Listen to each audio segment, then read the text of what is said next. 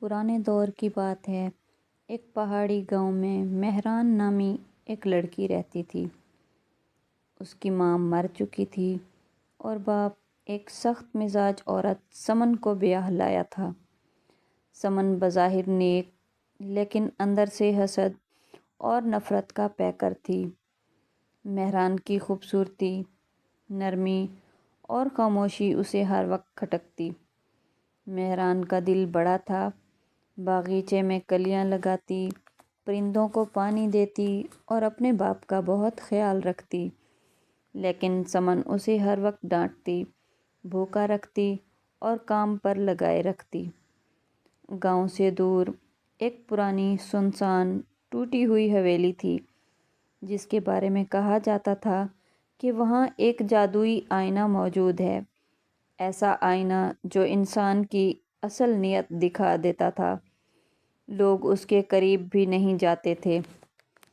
ایک دن سمن نے منصوبہ بنایا، مہران جنگل کے اس پار کی پتھریلی گھاٹی میں سے سنہری دھول لے آؤ، ورنہ گھر مت آنا۔ مہران حیران ہوئی، وہ جگہ بہت خطرناک ہے۔ سمن نے نفرت سے کہا، اگر رہنا ہے تو جاؤ۔ مہران دل پر پتھر رکھ کر چل پڑی۔ لمبا سفر کرتے کرتے وہ اسی بوسیدہ حویلی تک پہنچ گئی۔ اندر سے یوں لگ رہا تھا جیسے کسی نے زمانوں سے سانس روک رکھا ہو۔ دروازہ خود بخود چرچراتا ہوا کھل گیا۔ اندر اندھیرا تھا، صرف درمیان میں پڑا بڑا سا چاندی جیسا چمکتا ہوا آئینہ کسی دوسرے جہاں کی روشنی دے رہا تھا۔ اچانک آئینے میں سے دھند ابھری اور اس میں سے ایک بوڑھی عورت نمودار ہوئی۔ کیا ڈھونڈ رہی ہو بچی؟ مہران نے ڈرتے ہوئے کہا۔ سنہری دھول۔ بوڑھی عورت مسکرائی، وہ ہر کسی کو نہیں ملتی، مگر تمہاری آنکھوں میں سچائی ہے۔ آئینے کے سامنے کھڑی ہو اور دل میں بس ایک دعا مانگو۔ مہران آئینے کے سامنے کھڑی ہوئی۔ آئینے میں اس کا عکس نہ تھا، بلکہ اس کی ماں کی تصویر تھی۔ مسکراتی ہوئی، نورانی چہرہ، پرسکون آنکھیں۔ ماں کی آواز آئی، میری بچی، تم سچی ہو، تمہارے لیے ہر دروازہ کھلے گا۔ آئینے سے سنہری روشنی پھوٹی اور زمین پر سنہری دھول جمع ہو گئی۔ مہران نے اسے احتیاط سے اٹھایا۔ بوڑھی عورت نے کہا، یاد رکھو، اسے نیکی میں استعمال کرنا، یہی تمہاری حفاظت کرے گی۔ جب مہران واپس پہنچی تو سمن حیران رہ گئی۔ کہاں سے لائی؟ کس نے دیا؟ مہران نے سب سچ بتا دیا۔ لالچ نے سمن کا دماغ معاف کر دیا۔ اگر یہ دھول مجھے مل جائے تو میں بھی امیر، جوان اور حسین ہو سکتی ہوں۔ وہ رات کے اندھیرے میں اکیلی ہی اس حویلی کی طرف چل پڑی۔ حویلی کے اندر پہنچ کر اس نے زور سے آواز لگائی، آئینے، مجھے سنہری دھول چاہیے، مجھے طاقت چاہیے۔ آئینہ اندھیرے سے روشن ہو گیا، لیکن اس بار بوڑھی عورت نہیں آئی، بلکہ سمن کا اپنا چہرہ آئینے میں نمودار ہوا، لیکن بدصورت، کالا، زہریلی آنکھوں والا۔ آئینے سے آواز آئی، یہ تمہاری اصل صورت ہے، تم طاقت کی نہیں، لالچ کی طلبگار ہو۔ جو دل گندا ہو وہ روشنی سنبھال ہی نہیں سکتا۔ سمن چیخی، یہ جھوٹ ہے، میں خوبصورت ہوں، طاقتور ہوں۔ آئینہ مزید چمکنے لگا، پھر اچانک سنہری دھول کی بجائے کالی راکھ زمین پر گری اور سمن کے ہاتھوں میں پھڑکتی ہوئی بجلی سی لپٹ گئی۔ وہ حویلی سے باہر بھاگی، لیکن زمین پر گر پڑی۔ جب ہوش آیا تو اس کے دل کا غرور اور لالچ جیسے جل کر ختم ہو چکے تھے۔ وہ رو رہی تھی، فریاد کر رہی تھی۔ مہران نے اسے اٹھایا، پانی پلایا، گھر لے آئی۔ سمن لرزتی ہوئی آواز میں بولی، میں تمہارا دل دکھاتی رہی اور تم نے پھر بھی مجھے بچایا۔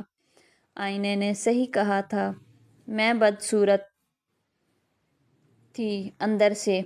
مہران نے کہا، انسان اپنی نیت بدل لے تو سب کچھ بدل جاتا ہے۔ اس دن کے بعد گھر میں سکون آ گیا۔ سنہری دھول مہران نے دریا میں بہا دی تاکہ کسی اور کا دل آزمایا نہ جائے، اور وہ بوسیدہ حویلی آج بھی کبھی کبھی چاندنی میں چمکتی نظر آتی ہے۔ کہتے ہیں آئینہ اب بھی وہاں ہے، مگر صرف صاف دل لوگ ہی اپنا راستہ اس تک بنا پاتے ہیں۔ پرانے زمانے میں ایک چھوٹا سا گاؤں تھا جس کے کنارے پیپل کا ایک بہت بڑا درخت کھڑا رہتا تھا۔ لوگ کہتے تھے کہ اس درخت کے نیچے ایک سفید رنگ کا سانپ رہتا ہے، اتنا سفید کہ چاندنی رات میں یوں لگتا جیسے کسی نے دودھ کی لکیریں بکھیر دی ہوں۔ مگر وہ سانپ عام سانپوں جیسا نہ تھا، وہ انسانوں کی زبان سمجھتا تھا اور دلوں کے بھید پڑھ لیتا تھا۔ اسی گاؤں میں ایک لڑکی رہتی تھی، عالیہ۔ اس کی ماں مر چکی تھی اور باپ نے دوسری شادی کر لی تھی۔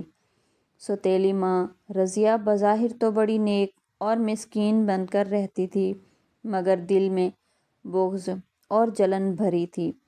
اسے عالیہ کی خوبصورتی، نرمی اور محبت بہت کھٹکتی تھی۔ ایک دن رضیہ نے چال چلی۔ اس نے عالیہ سے کہا، جنگل میں جاؤ اور وہ سفید جڑی بوٹی لے آؤ، تمہاری ماں اسی سے علاج کرتی تھی۔ عالیہ سیدھی دل کی تھی، فوراً چل پڑی۔ جب وہ پیپل کے درخت کے پاس پہنچی تو ٹھنڈی ہوا کے ساتھ ایک سرسراہٹ سنائی دی۔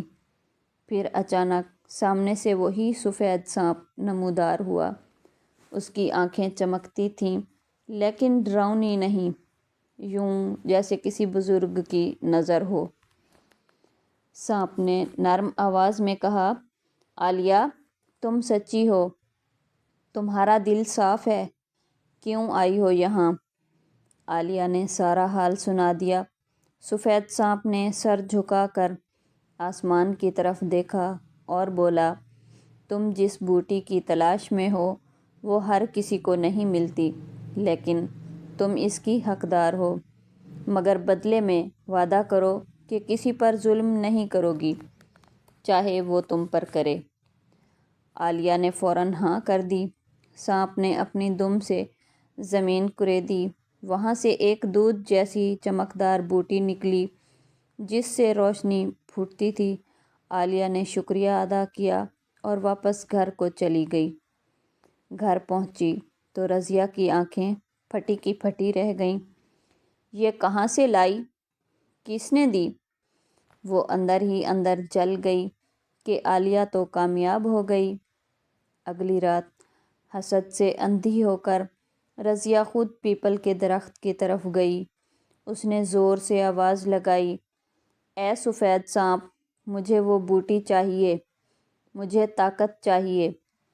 سانپ ظاہر ہوا، لیکن اس بار اس کی آنکھیں خوفناک تھیں۔